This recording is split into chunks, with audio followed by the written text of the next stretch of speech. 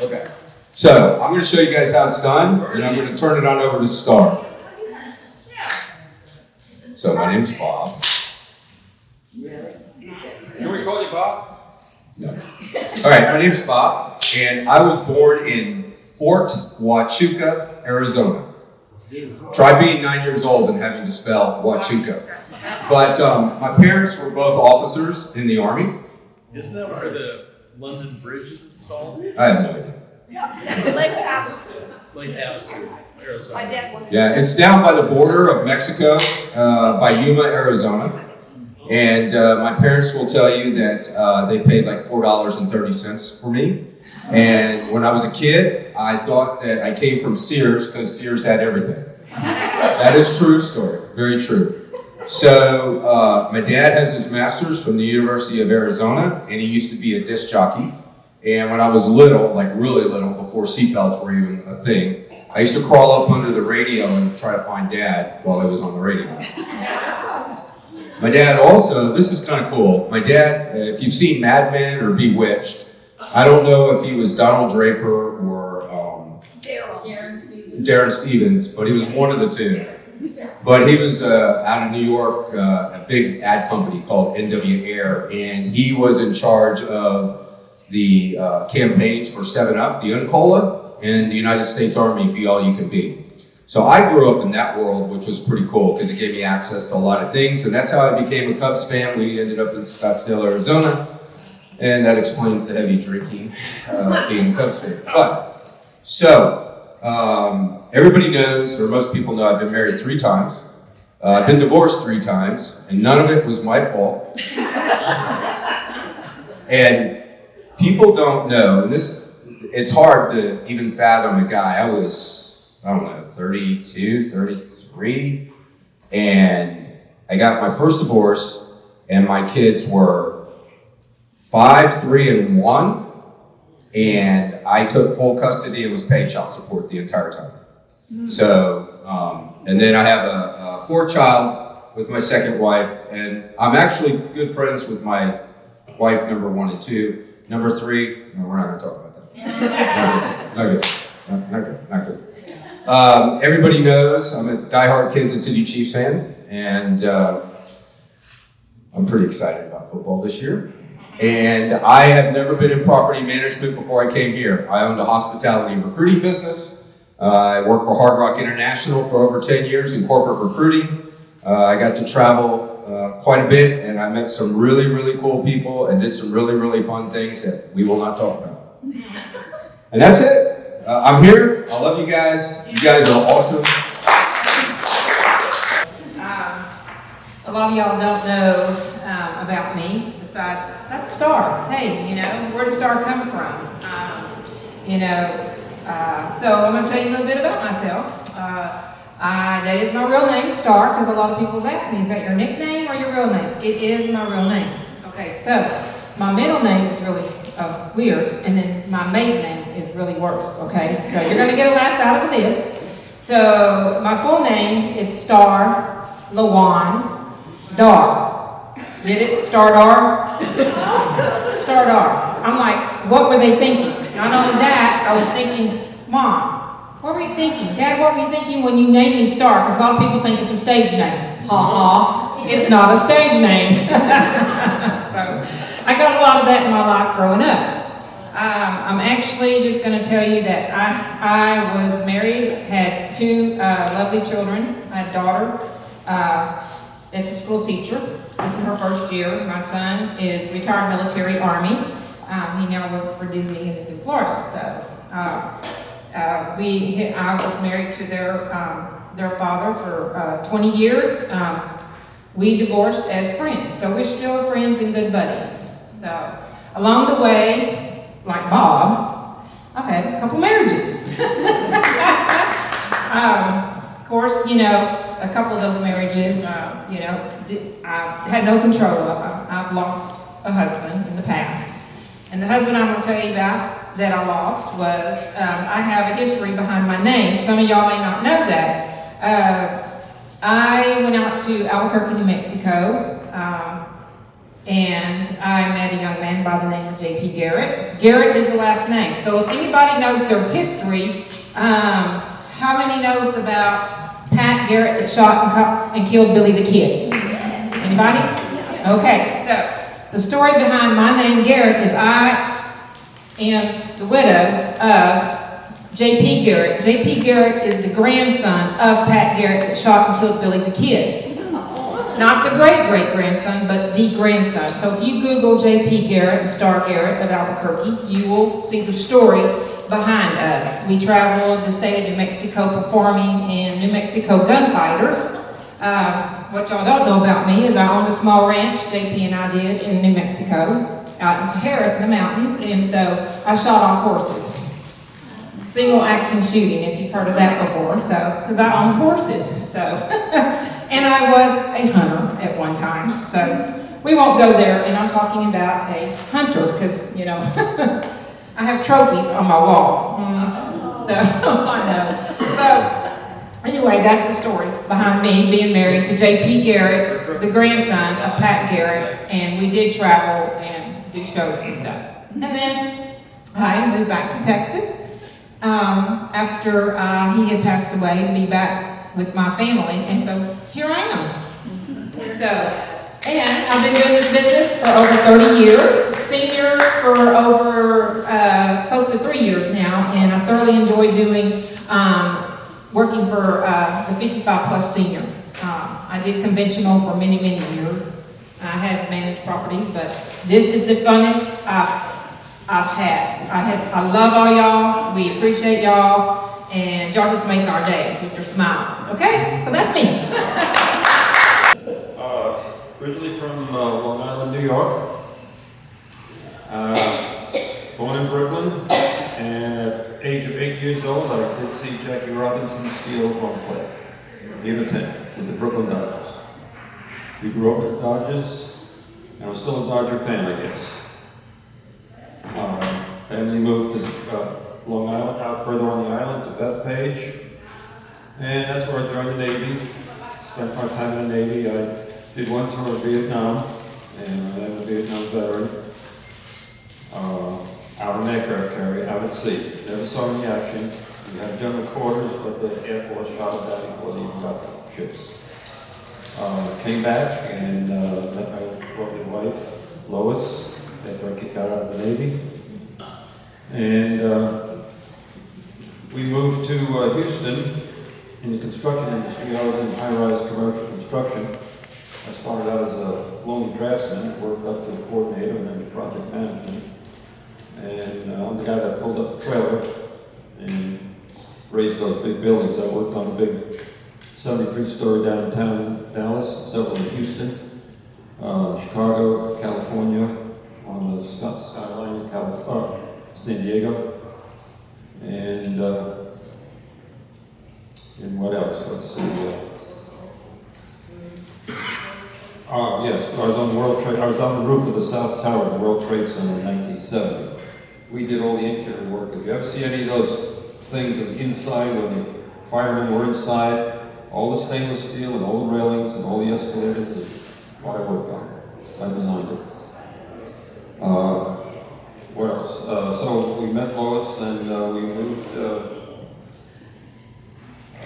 Arlington for that 73 story. I had 4 kids and had a great life and moved on to here. That's about it. Thank you. I got the okay from Beth over here. That's okay. Born over in Monroe, Louisiana, and do you know what a place Delta Airlines started in Monroe, Louisiana? Mr. Woolman had 2 crop dusters, and he had a 8-passenger airplane, and if you flew with him, you had to fly on a certain day if you were going to north. If you were going north to, up in the north area, if you're going south and coming into Dallas, then you had to ride on that day. I've been in the limousine business, I've had a barbecue house, and I've had an ice cream truck. Soft ice cream truck. I'll tell you one little quick story and then I'll quit. Because I can get real bored. I was in the limousine business and I was called over to the Anna Hotel in Dallas. And there was a woman that came out of the hotel in a nun's outfit. And she got in my car. And I said, "This is for Phyllis Dillon." She said, "I'm Phyllis Dillon. Take me to the airport." And I did. Good evening, my Marchers family. How's everybody? I'm Sandra Jones. I'm from Shreveport, Louisiana. And I love being here at the Arches. I'm a Southern belle. In Louisiana, the magnolia is the state flower. Don't you all love magnolias? I love magnolias, I love butterflies, and it's something else I love, okay? So I'm gonna demonstrate who I love in dance. Where were you born in Louisiana? Shreveport. Shreveport, she said, Shreveport, Louisiana. And I'm like Bob, I've been married a lot of times. And she said she's like Bob, so she's been married a lot of times. 2 times and getting married again. Oh, Okay, love you. Hi, everyone. I'm Marilyn. And when I first moved here mid-June, I said to my sister that everyone here has a life story. And I wonder who they are, or who they were, where they're going. And I'm sure having reached this age, there's just a big variant of life experiences. The one thing we all have in common is nobody gets out of this alive. We're all here. And we're all here, and we need to just embrace the time that we have and get to know each other. I was born and raised on the East Coast, a little German town, right on the Hudson River, on the Jersey side. And in this little German town, the Germans lived up the hill and the Italians lived down the hill. And I lived down the hill. And looking out my bedroom window, I could see the New York City skyline. That was my view. That's what I grew up with. That and the Meadowlands, which now holds Giant Stadium. But my brother and I would go into the Meadowlands with bow and arrow and hunt. We were hunting rats. I don't know. But my brother had a very strict rule that if I was going to act like a girl, I needed to go home. So I kept up with everybody. So I ended up out in the work world, and I retired from LabCorp, where I was the technical writer for their computerized medical equipment. It was a very tedious job, a very boring job, and it was repetitive. So I would do things in my office just to make me laugh. And I had pictures of Ed McMahon in a plaid suit. What does that have to do with anything? Nothing. It just made me laugh. I had another 8x10 of Vanna White, and people would come in and say, "Is that your daughter?" And no, I would say, "I'm trying to get my hair the same color as hers." That was my inspiration. Just silly stuff. I would put the forms. First of all, the forms. Every form started out the same way, with name, first, last. And when you do that, 8 hours a day writing, and it starts out the same way. I would make up names and put them in there. Again, silly things that would make me laugh. I had one patient, Ima, I-M-A, and I added everything to that name. I'm a jerk, I'm a loser, whatever. And this was all computerized, so the other labs throughout the country, they just had to download the file, because yearly the government inspected all of these labs. And one day my boss got a call from the manager in Miami and saying, we're having an inspection tomorrow by the government, and tell Marilyn to clean it up. You know, so I had to go in and remove all of my gremlins that made me laugh. You know? Yeah, so I ended up retiring from doing that. But my very first job was as a 17-year-old, and I worked at a trucking company in the Meadowlands that was run by the mob. So I can honestly say I've worked with the mob. Yeah, and there's a bunch of stories with that. Bob is after me. I do have a hat that my daughters, I have 2 girls, and they're still up in Seattle. That's where I've been living the past 18 years. And I came here to help out my older sister. But I do have a hat that says Mafia on it. And Bob wanted to see me, and actually I had it on this morning. I haven't seen you with it. You wear that Yankees hat though. Yeah, that one. Yeah, and I actually met Mick Mantle. Really? And got him to sign a baseball. Wow. And everyone was shocked. And they said, how did you get that? And I said, I just went up to him and asked him for it. Wow. And he signed it. And they told me that he doesn't sign baseballs, and if he does, it's usually a fundraiser or for himself, making money.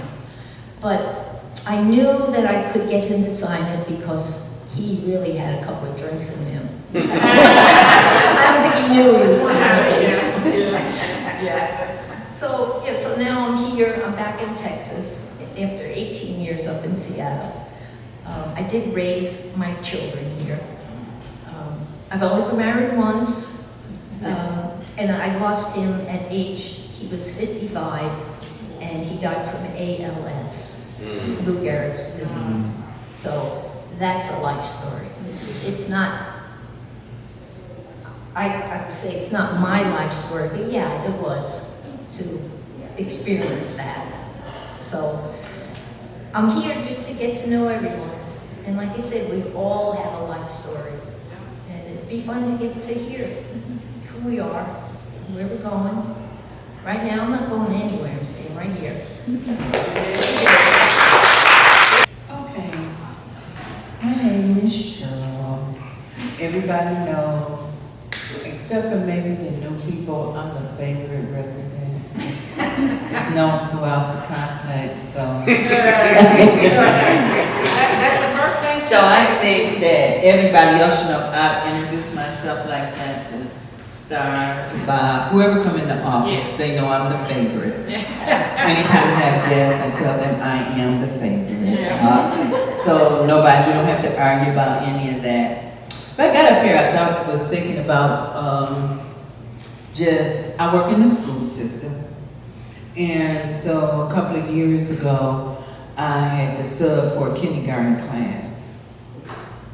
And kindergartners, it doesn't matter what anybody say or how they do it. If they teachers say it, it's golden, okay? So, we had been going along and the day had just seemed to me going really well. You know, I had done everything that the teacher had left for me to do. And at the end of the day, one of the children walked up to me and she said, Mrs. Martin. I said, yes. She said, do you know how to do anything? Because you've done everything wrong today.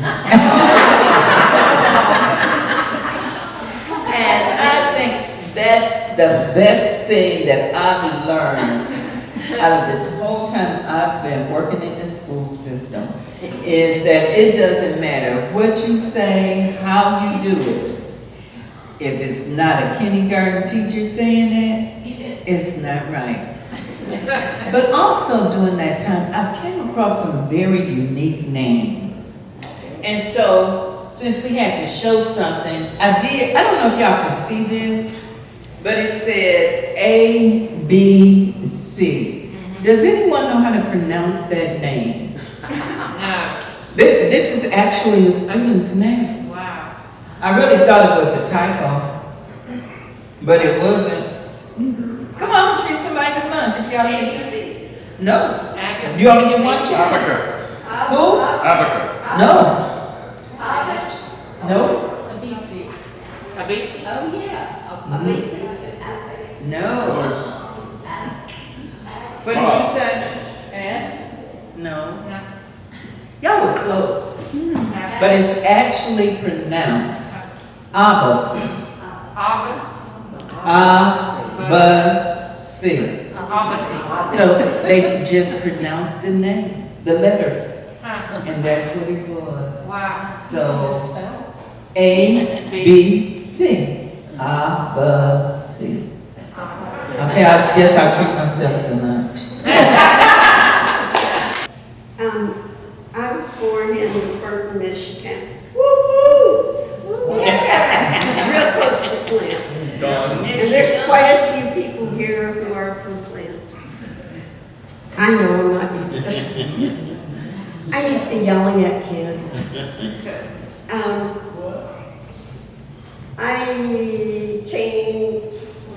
I came here in a roundabout way. I got to Texas from Alabama, Kansas, Colorado, and then I ended up in Texas. I joined the military after I got out of school, and then when I got out of the military, I ended up in Texas, and I ended up marrying Donald when I was 39, and we have 5 kids, Vuku grandkids and great-grandchildren, and 1 great-great-grandchild. Donald worked for Bucky or LTV, which was LTV at first, and he basically had some pictures he wanted you guys to see, but I'm going to let him tell you about them.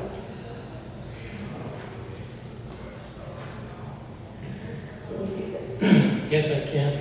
I'm Don Merritt, and when I graduated high school, I went to the Bureau for signing up to go to the military, and the guy says, you know, we have everybody we can get going, so we don't have any requirements. We recommend when you get out of college, you go find you a contractor and go to work for them. And that's what I did. I got out of school and went to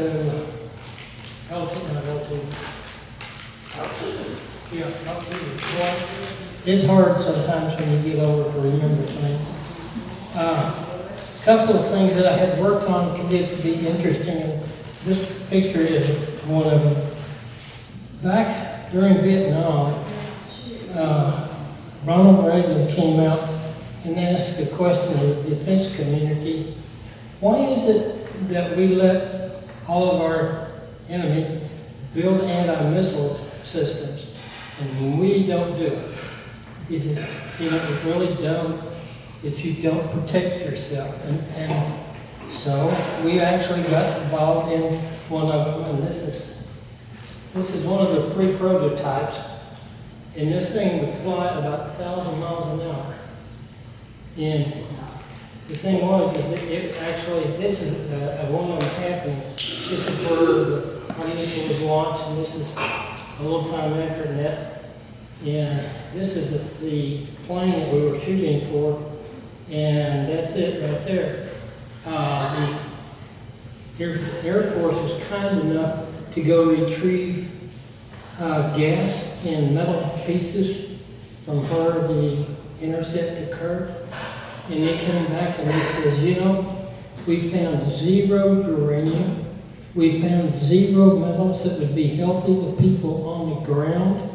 So why don't we build more? And They did.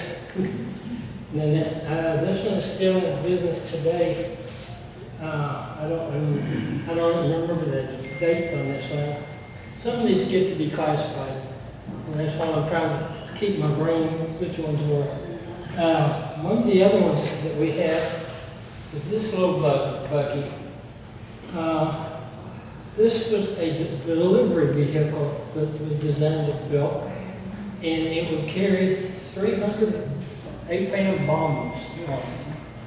Now bombs are more like a hand grenade, but they can do damage. And the skin starts to fry. There's a charge that goes off and the skin starts coming up. Then these little bombs start coming out, and the missile tells it when to fire the thermal battery for its power, and when to eject is done by a bag that blows it outside of the missile. Now, the only one time I know of this thing actually being used in combat was during Vietnam. There was a bridge over the river, Euphrates River, and the enemy had a whole bunch of armored vehicles and people going across the bridge to go down south. And the man who was in charge of all of the defense operations had these things had just been delivered. They hadn't even looked at one of them. And it says, I need something that will take out all of those things that are on that bridge and keep them back where they're supposed to be.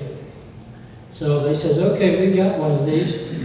And they fired it, and it actually took out everything, including the bridge. There was nothing moving on that bridge after, and the colonel said, or the military guy says, hey, that's deadly. How many of these do I have? You have 32. Because that was where we were having a production. It was on 32, so. It makes it interesting. These things get to be very interesting. They can also be very time consuming when you're doing that kind of work. Those people, you got to do a report a day whether you like it or not. And no, you cannot copy. And that's when I retired from LTV, and we came down here. Yeah, after 37 years, he retired. And he's from Oklahoma, by the way. He was born in I was Oklahoma. born in Bartlesville, which is just 60 miles north of Tulsa.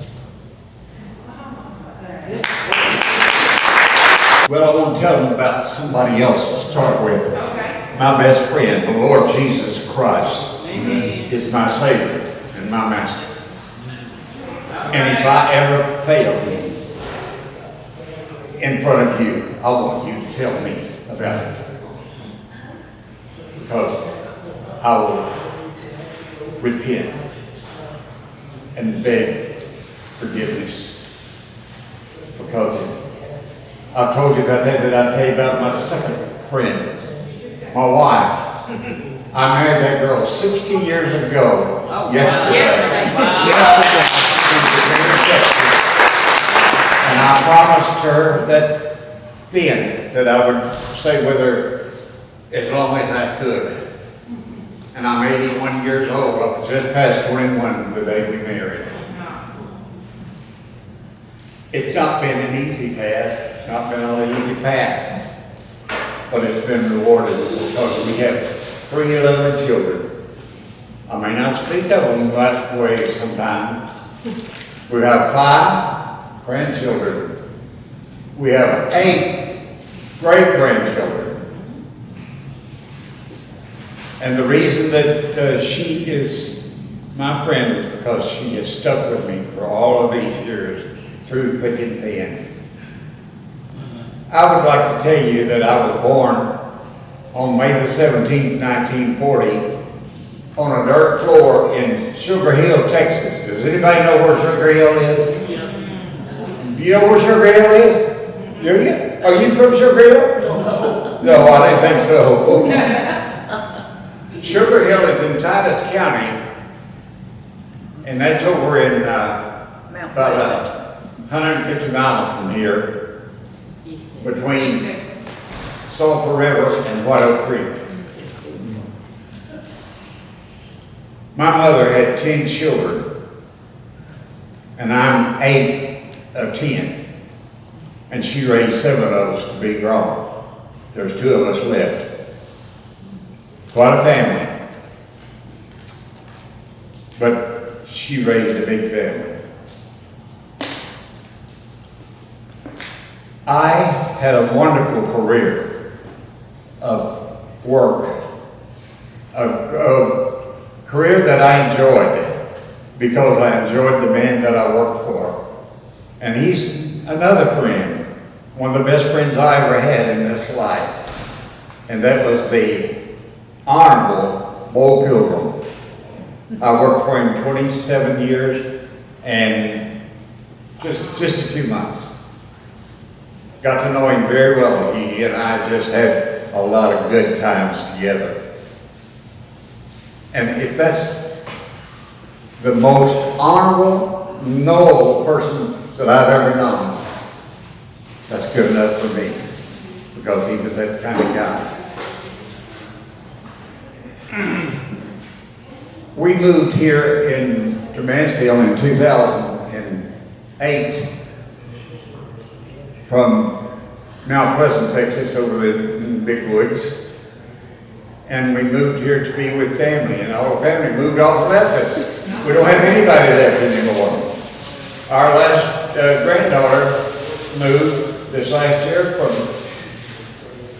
Allen to Katy, south of Katy, Richmond, Texas. So we don't have anybody here. So we decided we would downsize and come live with y'all. Yeah. And we're glad we did. We've been here 3 weeks yesterday, the 12th of August, we moved here.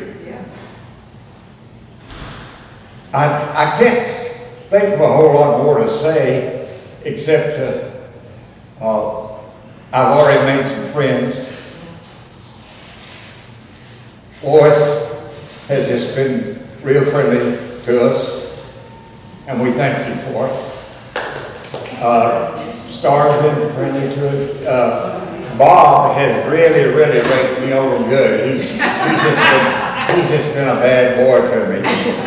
Plus, he's a Kansas City Chief. And that he's could help if you try. Yeah. We'll let him get by with that for another season anyway. As time goes on, we hope that we can be a blessing to each one of you in some way. I'm going to tell you one other thing, and then I'll hush and forget about myself. In 1973, I joined a group of Christian business and professional men, a couple of Gideons. And I have been a Gideon since 1973. Every Saturday morning, I get up at about 6:30 and I go across the freeway over here to Rudy's Barbecue and participate in a prayer breakfast with, last week we had 13 other men. And we have a good time over there, and we like to share with one another the things that's happened in the week before. So, be that it may, I'll quit bragging about myself. And I did want to make the first thing known, the imminent thing in my life. And I hope that I did that well. My wife is very hard of hearing. She wears one hearing aid in her right ear. She's deaf in her left ear. She's supposed to have a hearing aid in her left ear to cross over to her right, but she don't wear it. And therefore she don't hear very well. And she's not different and she is in that sense, but she's not any other way. that she's different. She loves people, but she is a little backward because she doesn't hear well. And I said, why don't you come play bingo with us? She says, I can't hear them calling the number. I said, well, somebody help you. And they did, they helped me. I don't hear very well either. But she's a sweet girl. And the people in our Sunday school class at our church down at Walnut Ridge Baptist Church on 360, the ladies there won her over to them by being friendly to her, by having to do with it, something to do with her. And she loves it, but she is a little different. My name is Darlene, and I'm originally from Kentucky. I was born in Franklin, Kentucky. My dad was Jimmy Cowles. Y'all forgive me, I get choked up. I miss my dad every day.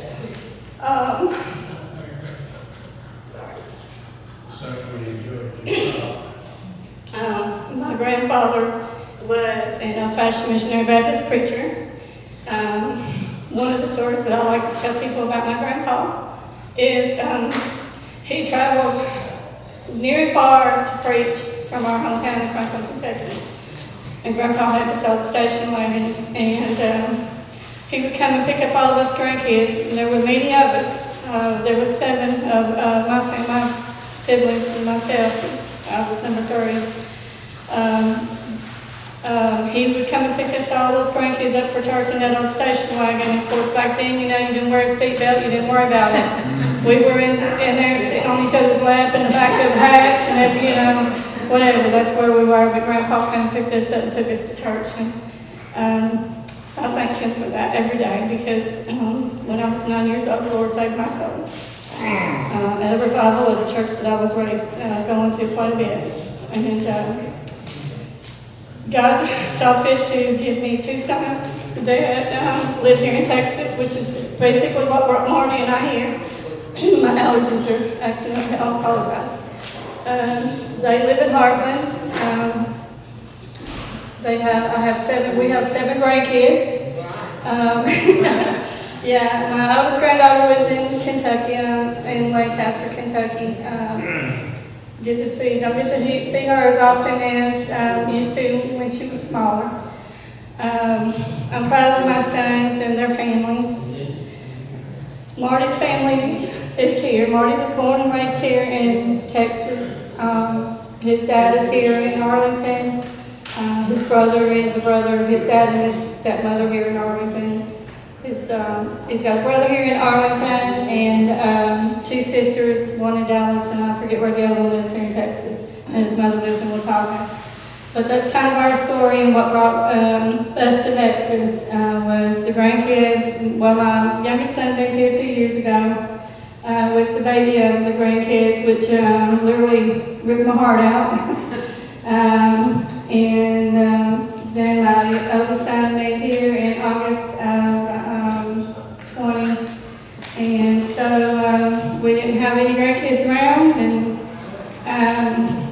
we both just kind of decided that, you know, we missed the grandkids, and this is where we wound up.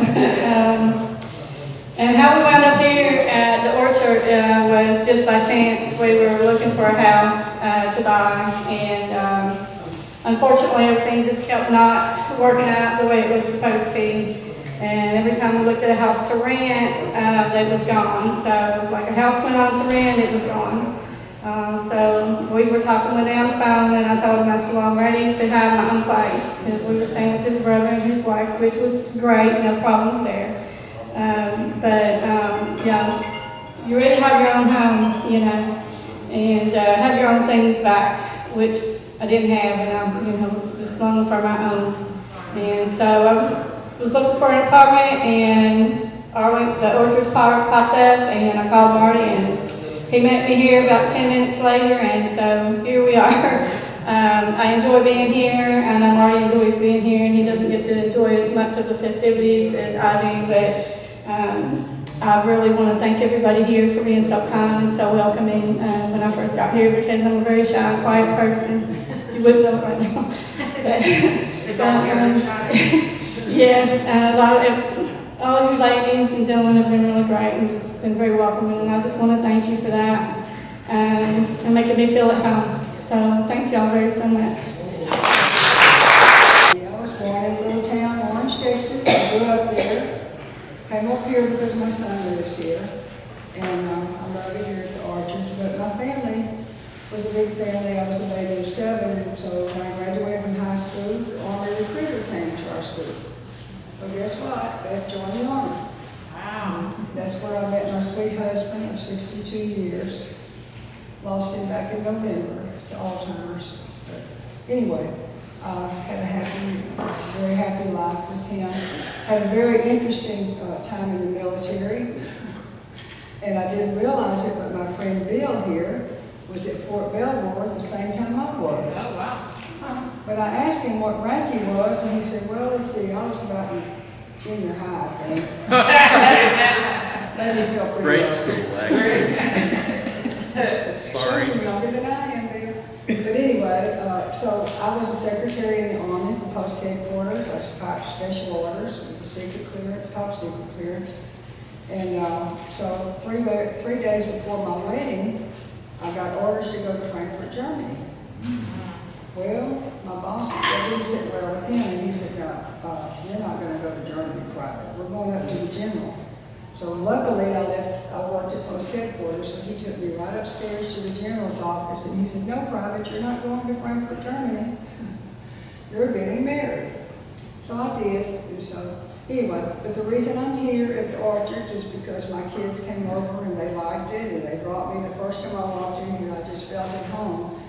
All of you, the ones that were here then, were all sitting around here having a good time and just enjoying. It was before COVID happened, back in December, before we knew about COVID. And so I moved in January, and I've been here ever since, and made some wonderful friends with you all. Really enjoyed being with you. Now you all know what a pachycephalosaurus is, okay? Okay, I was born in Dallas, raised over in the Harry Hines area, and my dad had a sign shop down on Harry Hines. He was an inventor and an artist. He created things like the reflectorization process on the signs that you see at night, so they show up. So I inherited a little bit of that from him, interest in science, and so from an early age I went out and dug around in the dirt to discover things. Had an interest for paleontology and archaeology. Went to school here, moved to Grand Prairie, went to high school there, moved on over to Arlington. I've lived in a few different places here in the Metroplex, done a lot of digging in this area, and my life really didn't start until I met my wife, Glenn, 33 years ago. Wow. And she's the treasure in my life, not the things I dig up. She's the spirit that keeps me going. And this has been a wonderful part of my life right here. I'm at the Antique Mall. I have a little shop there. But it's our friends that are what's important to us. And there's not a lot to say. I do what I do. Archaeological work, paleontology work, a little artwork. But that's kind of on the side compared to having friends like y'all. Thanks to Star and Bob for taking us in, being family with us. So I just want to thank all of y'all for being who you are. Thank you. My name is Greg Martin. That was my wife, Cheryl Martin, that spoke a little earlier. And we've been here, actually 2 years this month, September. We moved in, I think the 17th. And we've been married, it'll be 41 years in December. And we have two daughters, and Nikki is one that's here now. She has a neurological disease called neurosarcoidosis, and it's like a cousin to MS. Yeah. So she has a lot of nerve damage, and but I tell you, I'm really grateful. She has been improving. She's getting stronger, and she's happier since she's been here. So we are just really thrilled about her being here and her progress. I guess most of y'all know me as the jokester, the prankster, and the funny guy. But let me tell you a little bit about my past, a little bit about my history. You know, when I was an electrician for General Motors. I worked there for 30 years. I hired in at 19 and I retired at 49. And I hated that place. 30 years and you hated it? 30 years in the same plant, and I hated it and hadn't really thought about retirement, but when the opportunity came and I was like, I'm not as ready as I want to be, I'll figure out the rest on the other side. So I stepped out there and I got into photography and videography actually here, probably about 7 years ago. But when I retired in 2008, at the end of that year, I took sick. Didn't really know what was going on with my body, and was told after probably about 4 or 5 months that I had pancreatic cancer. I was jaundiced. I had my bile duct was blocked. I had to have 2 stents put in. Liver enzymes were crazy. Just stuff all over the place. So I remember one day my doctor, was going in to have surgery, and he told my parents and he told my wife that he really thought I had about 2 or 3 months to live. So with that being said, I lived a little longer than 2 or 3 months. But truth be told, and you know, I don't talk about it much. I don't even really like to talk about it. But God healed my body, and I have to acknowledge Him.